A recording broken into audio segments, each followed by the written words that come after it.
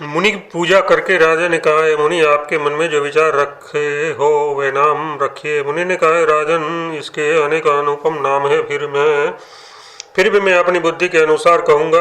ये जो आनंद के समुद्र और सुख की राशि है, जिस आनंद सिंधु के एक कण से तीनों लोग सुखी हो जाते हैं, उन आपके सबसे बड़े पुत्र का नाम राम है, जो सुख का भवन और संपूर्ण लोगों को शांति देने वाला है।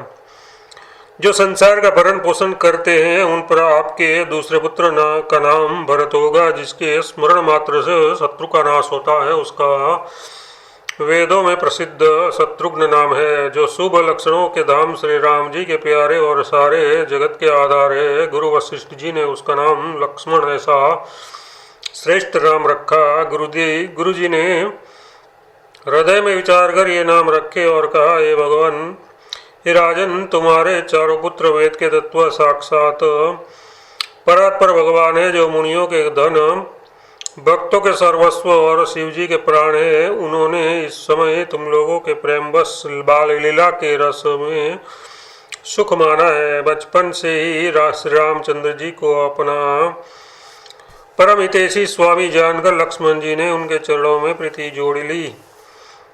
भरत और शत्रुघ्न दोनों भाइयों में स्वामी और सेवक की जिस प्रीति की प्रशंसा है, वैसी प्रीति हो गई। श्याम और गौर वर्ण वाली दोनों सुंदर जोड़ियों की शोभा को देखकर माताएं तृण तोड़ती है, जिसमें दीठ न लग जाए। यो तो चारों ही पुत्रशील रूप और गुण के दाम है, तो भी सुख के समुद्र श्री रामचंद्र जी सबसे अधिक है।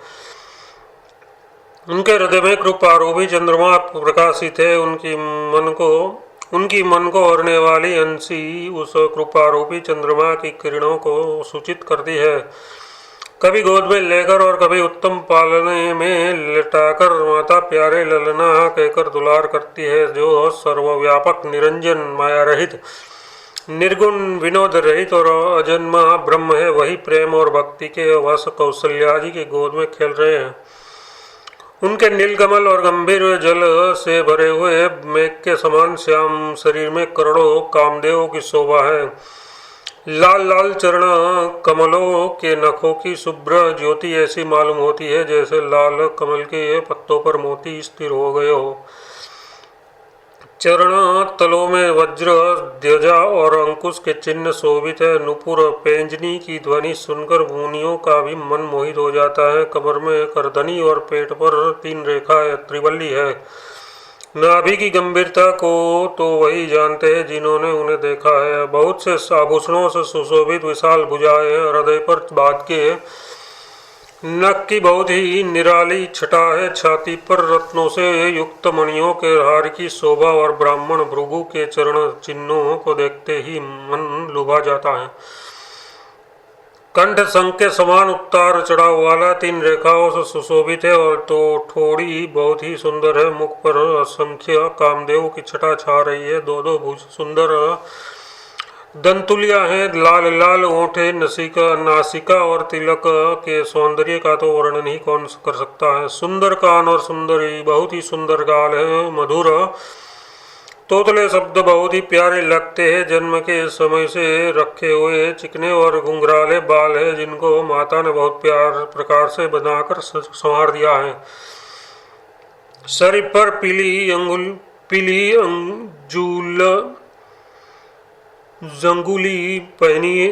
उंगली पहनी हुई है। उनका घुटनों और हाथों में बल चलना मुझे बहुत ही प्यारा लगता है। उनके स्वरूप का वर्णन वेद और शेष जी भी नहीं कर सकते। उसे वही जानता है जिसने कभी स्वप्न में भी देखा हो। जो सुख के पुंज मोह से परे और ज्ञान, वाणी और इंद्रियों से अतीत है, वह भगवान दशरथ कौशल्या के अत्यंत प्रेम के वश होकर पवित्र बाल लीला करते हैं। इस प्रकार संपूर्ण जगत के माता पिता श्री रामचंद्र जी अवधपुर के निवासियों को सुख देते हैं। जिन्होंने श्री रामचंद्र जी के चरणों में प्रीति जोड़ी है, हे भवानी, उनकी ये प्रत्यक्ष गति है कि भगवान उसके प्रेमवश बाल लीला करके उन्हें आनंद दे रहे हैं। श्री रघुनाथ जी से विमुख रहकर मनुष्य चाहे करोड़ों उपाय करे, परंतु उसका संसार बंधन कौन छुड़ा सकता है। जिसने सब चराचर जीवों को अपने वश में कर रखा है, वह माया भी प्रभु से भय खाती है। भगवान उस माया को भों के इशारों पर नचाते हैं। ऐसे प्रभु को छोड़कर कहो और किसका भजन किया जाए। मन वचन और कर्म से चतुराई छोड़कर बचते ही श्री रघुनाथ जी कृपा करेंगे। इस प्रकार से प्रभु श्री रामचंद्र जी ने बाल क्रीड़ा की और समस्त नर नारियों को सुख दिया। कौशल्या जी कभी उन्हें गोद में लेकर हिलाती डुलाती और कभी पालने में लिटाकर झुलाती थी। प्रेम में मग्न कौशल्या जी रात और दिन का बीतना नहीं जानती थी। पुत्र के स्नेहवश माता उनके बाल चरित्रों का गान किया करती। एक बार माता ने श्री रामचंद्र जी को स्नान कराया और श्रृंगार करके पालने पर पौड़ा दिया। फिर अपने कुल के इष्टदेव भगवान की पूजा के लिए स्नान किया। पूजा करके नैवेद्य चढ़ाया और स्वयं वहाँ गई, वहाँ जहाँ रसोई बनाई गई थी। फिर माता वही पूजा के स्थान में लौट आई और वहाँ आने पर पुत्र को इष्टदेव भगवान के लिए चढ़े हुए नैवेद्य का भोजन करते देखा। माता भयभीत होकर पालने में सोया था। ये यहाँ किसने लाकर बैठा दिया? इस बात से डरकर पुत्र के पास गई तो वहाँ बालक को सोया हुआ देखा। फिर पूजा स्थान में लौटकर देखा कि वही पुत्र वहाँ भोजन कर रहा है। उसके हृदय में कंप होने लगा और मन को धीरज नहीं होता।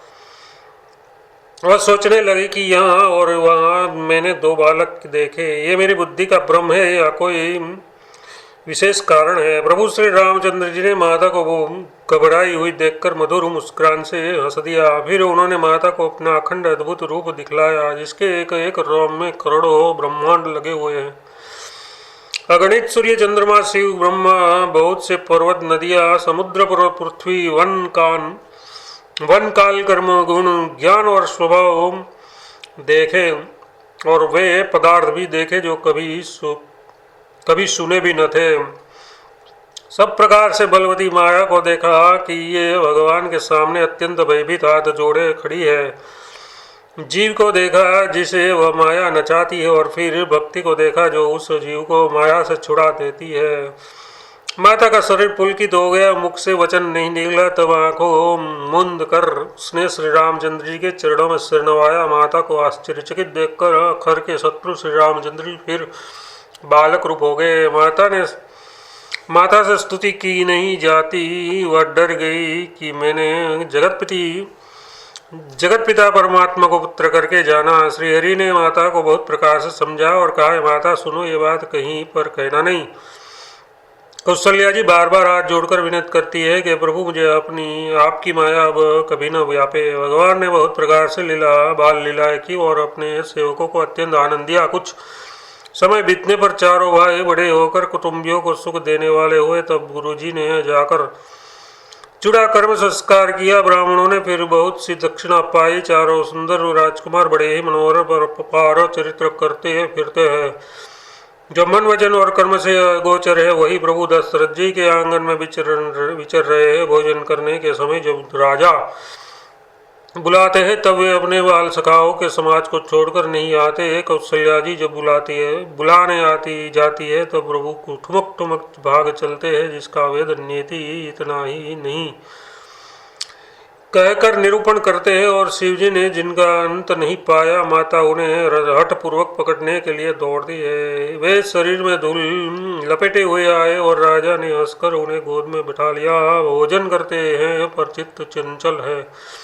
अवसर पाकर मुंह में दही भात लपटाए किलकारी मारते हुए इधर उधर भाग चले। श्री रामचंद्र जी की बहुत ही सरल भोली और सुंदर मनभाविनी बाल लीलाओं का सरस्वती शेष जी शिवजी और वेदों ने गान किया है। जिसका मन इन लीलाओं में अनुरक्त नहीं हुआ, विधाता ने उन मनुष्य को वर्जित कर दिया, नितांत भाग्यहीन बनाया। जो ही सब भाई कुमारावस्था में हुए त्यों ही गुरु पिता और माता ने उसका यज्ञोपवीत संस्कार कर दिया। श्री गुरुनाथ जी भाइयों सहित गुरु के घर में विद्या पढ़ने गए और थोड़े ही समय में उनको सब विद्या आ गई। चारों वेद उन जिनके स्वाभाविक श्वास से वे भगवान पढ़े। ये बड़ा कौतुक अचरज है। चारों भाई विद्या विनय गुण और शील में बड़े निपुण है और सब राजाओं की लीलाओं के ही खेल खेलते हैं। हाथों में बाण और धनुष बहुत ही शोभा देते हैं। रूप देखते ही चराचर जड़ चेतन मोहित हो जाते हैं। वे सब भाई जिन गलियों में खेलते हुए निकलते हैं, उन गलियों में सभी स्त्री पुरुष उनको देखकर स्नेह से शिथिल हो जाते हैं अथवा ठिठ कर रह जाते हैं। कौशलपुर के रहने वाले स्त्री पुरुष, बुढ़े और बालक सभी को कृपालु श्री रामचंद्र जी प्राणों से भी बढ़कर प्रिय लगते हैं। श्री रामचंद्र जी भाइयों और इष्ट मित्रों को बुलाकर साथ ले लेते हैं और नित्य वन में जाकर शिकार खेलते हैं। मन में पवित्र समझकर मृगों को मारते हैं और प्रतिदिन लाकर राजा दशरथ जी को दिखलाते हैं। जो मृग श्री रामचंद्र जी के बाणों से मर जाते थे, वे शरीर छोड़कर देवलोक को चले जाते थे। श्री रामचंद्र जी अपने छोटे भाइयों और सखाओं के साथ भोजन करते हैं और माता पिता की आज्ञा का पालन करते हैं। जिस प्रकार नगर के लोग सुखी हो कृपा निधान श्री रामचंद्र जी वही संयोग लीला करते हैं। वे मन लगाकर वेद पुराण सुनते हैं और फिर स्वयं छोटे भाइयों को समझाकर कहते हैं। श्री गुरुनाथ जी प्रातः काल उठकर माता पिता और गुरु को मस्तक नवाते हैं और आज्ञा लेकर नगर का काम करते हैं। उनके चरित्र देख देख कर राजा मन में बड़े हर्षित होते हैं। जो व्यापक अकल मतलब निरवयव इच्छा रहित जन्म और निर्गुण है तथा जिनका न नाम है न रूप है, वही भगवान भक्तों के लिए नाना प्रकार के अनुपम अलौकिक चरित्र करते हैं। ये सब चरित्र मैंने गाकर बखान कर कहा। अब यो आगे की कथा मन लगाकर सुनो। ज्ञानी महामुनि विश्वामित्र जी मन में शुभ आश्रम पवित्र स्थान जानकर बसते थे। वहाँ जहाँ वे मुनि जब यज्ञ और योग करते थे, परंतु मारीच और सुबाहु से बहुत डरते थे। यज्ञ कर देखते ही राजा दौड़ पड़ते थे और उपद्रव मचाते थे। यज्ञ देखते ही राक्षस दौड़ पड़ते थे और उपद्रव मचाते थे, जिससे मुनि बहुत दुख पाते थे। गाधी के पुत्र विश्वामित्र जी के मन में चिंता छा गई कि यह पापी राक्षस भगवान के मारे बिना न मरेंगे। तब श्रेष्ठ मुनि ने मन में विचार किया कि प्रभु ने पृथ्वी का भार हरने के लिए उतार लिया है। इसी बहाने जाकर मैं उनके चरणों का दर्शन करूं और विनती करके दोनों भाइयों को ले आऊं। आहा, जो ज्ञान वैराग्य और सब गुणों के धाम है, उन प्रभु को मैं नेत्र भरकर देखूंगा। बहुत प्रकार से मनोरथ करते हुए दोनों जाने में देर नहीं लगी। सरयू जी के जल में स्नान करके वे राजा के दरवाजे पर पहुंचे। राजा ने जब मुनि का आना सुना तो वे ब्राह्मणों के समाज को साथ लेकर मिलने गए और दंडवत करके मुनि का सम्मान करते हुए उन्हें लाकर अपने आसन पर बिठाया।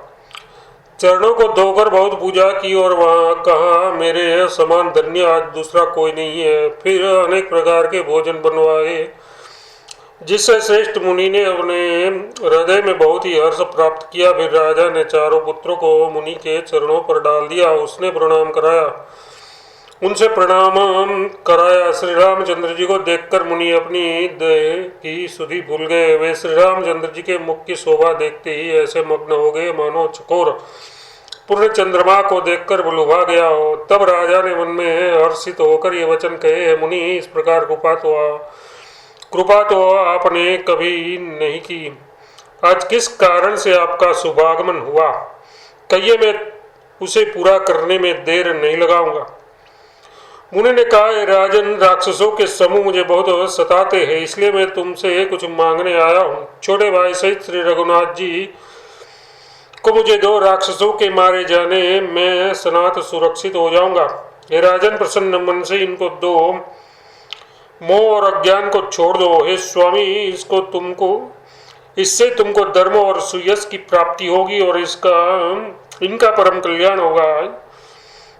इस अत्यंत अप्रिय वाणी को सुनकर राजा का हृदय कांप उठा और उनके मुख की क्रांति फीकी पड़ गई। उन्होंने कहा, हे ब्राह्मण, मैंने चौथे पन में 4 पुत्र पाए हैं, आपने विचार कर बात नहीं की। हे मुनि, आप पृथ्वी, गौ, धन और खजाना मांग लीजिए, मैं आज बड़े हर्ष के साथ अपना सर्वस्व दे दूंगा। देह और प्राण से अधिक प्यारा कुछ भी नहीं होता, मैं उसे भी एक पल में दे दूंगा। सभी पुत्र मुझे प्राणों के समान प्यारे हैं, उनमें भी मैं उनमें भी ये प्रभु राम को तो किसी प्रकार भी देते नहीं बनता। कहा अत्यंत डरावने और क्रूर राक्षस, और कहा परम किशोर अवस्था के बिल्कुल सुकुमार मेरे पुत्र सुंदर पुत्र। प्रेम रस से सनी हुई राजा की वाणी सुनकर ज्ञानी मुनि विश्वामित्र जी ने हृदय में बड़ा हर्ष माना। तब वशिष्ठ जी ने राजा को बहुत प्रकार से समझा, जिससे राजा का संदेह नाश को प्राप्त हुआ। राजा ने बड़े ही आदर से दोनों पुत्र को बुलाया और हृदय से लगाकर बहुत प्रकार से उन्हें शिक्षा दी। फिर कहा, हे नाथ, ये दोनों पुत्र मेरे प्राण है मुनि, अब आप ही इसके पिता है, दूसरा कोई नहीं। राजा ने बहुत प्रकार से आशीर्वाद देकर पुत्रों को ऋषि के हवाले कर दिए। फिर प्रभु माता के महल में गए और उनके चरणों में सिर नवाकर चले। पुरुषों में सिंह रूप दोनों भाई राम लक्ष्मण मुनि का भय हरने के लिए प्रसन्न होकर चले। वे कृपा के समुद्र, धीर बुद्धि और संपूर्ण विश्व के कारणों के भी कारण है। भगवान के लाल नेत्र, चौड़ी छाती और विशाल भुजाएं, नीलकमल और तमाल के वृक्ष की तरह श्याम शरीर है। कमर में पीताम्बर पहने और सुंदर तरकस तसे हुए है।